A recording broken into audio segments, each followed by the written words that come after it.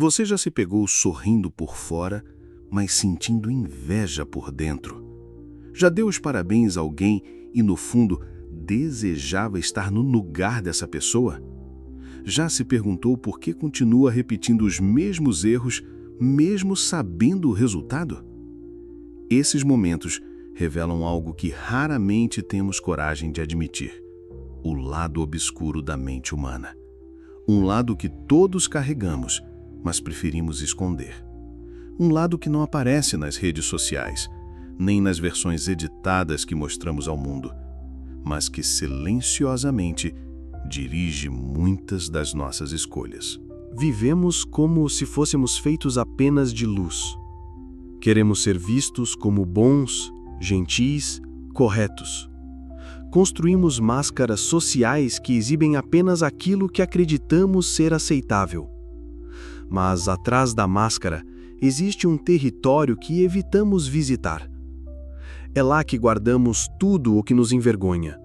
A inveja que sentimos de alguém que tem aquilo que desejamos, o prazer secreto quando um rival fracassa, a raiva que não expressamos e que se acumula como veneno, os desejos que não confessamos nem para nós mesmos.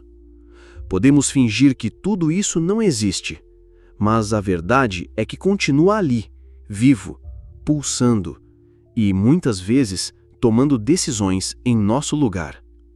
Carl Jung chamou esse território oculto de a sombra.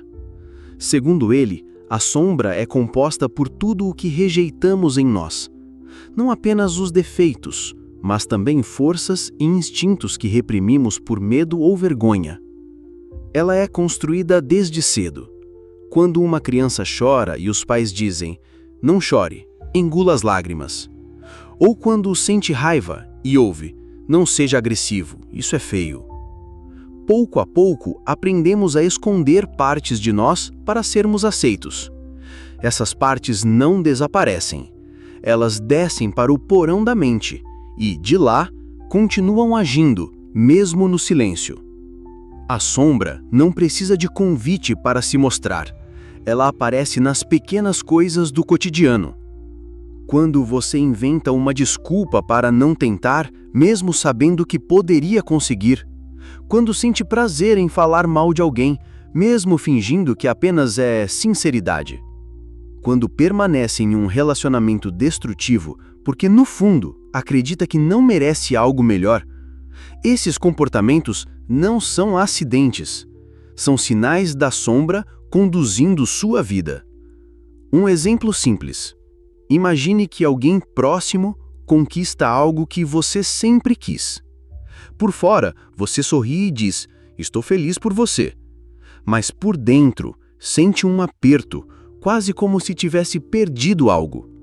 Esse contraste entre o que você mostra e o que realmente sente é a sombra se revelando. Outro exemplo. Você promete a si mesmo que vai mudar, parar de procrastinar, cuidar da saúde, romper um ciclo destrutivo. Mas quando chega um momento, você se sabota. Inventa desculpas, cria obstáculos. É como se houvesse uma parte sua que tem medo de dar certo. Esse medo escondido também é a sombra. Artistas ao longo da história encararam esse lado obscuro de frente. Van Gogh pintava em meio ao caos da própria mente. Sylvia Plath transformava dor em poesia. Nietzsche mergulhava no abismo de seus pensamentos e dizia: "Quem luta com monstros deve cuidar para que não se torne também um monstro." Eles não negaram a sombra. Eles a transformaram em expressão, em criação. E é por isso que suas obras continuam vivas, porque tocam partes de nós que tentamos esconder. Mas a maioria de nós foge. Negamos nossos impulsos. Dizemos a nós mesmos que somos boas pessoas e deixamos que a sombra cresça no silêncio. O problema é que aquilo que você não reconhece passa a controlar você. A raiva reprimida se transforma em explosões inesperadas.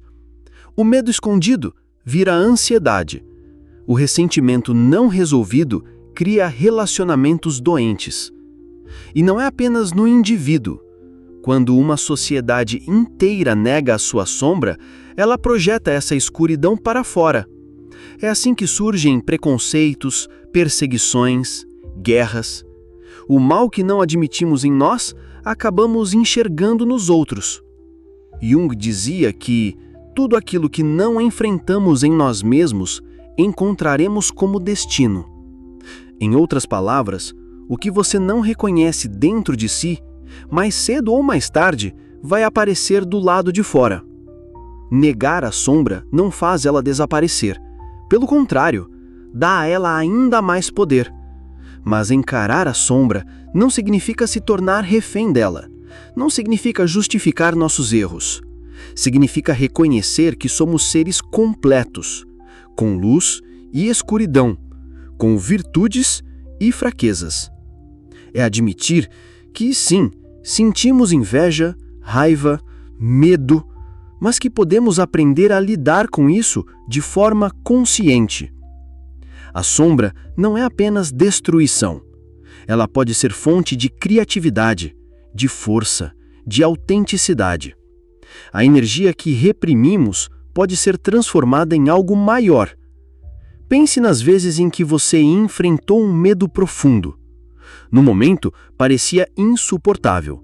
Mas depois, essa experiência trouxe coragem e clareza. A sombra funciona da mesma forma. Ao encará-la, você descobre recursos que não sabia que tinha. Integrar a sombra é um processo. É olhar no espelho e aceitar o que vê. É parar de fingir que é perfeito. É se permitir ser humano com todas as contradições. Então eu te pergunto, quantas decisões da sua vida foram guiadas por aquilo que você esconde?